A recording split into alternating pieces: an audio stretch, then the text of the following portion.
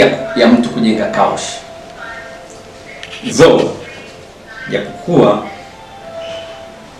ukiwa na kiwanja chako, una haki ya kuleta maombi ya kujenga kaush ndani ya kiwanja chako. Kitakachotakiwa ambacho I am sure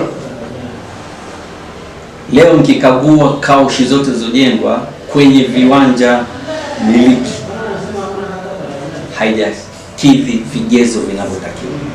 Maanake ili ifungue kaushi kuna vigezo, vikikamilika wanakuja watakupa leseni, utafungua kaushi. Lakini hiyo ni ndani ya kiwanja chako. That is one. Lakini sio tu kufungua kaush brother, kwa sababu una kiwanja. Kile kiwanja kina title. Title inasemaje? Kama title imesema ni makazi, huwezi fungua kaush. Lakini ndio wanasema, yani today anything is possible in Moshi.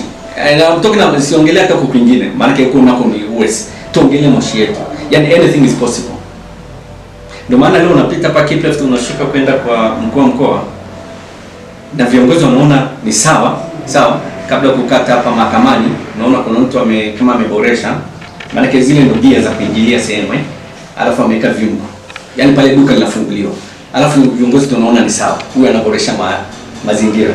Hatuoni kwamba mtu anataka kuteka eneo.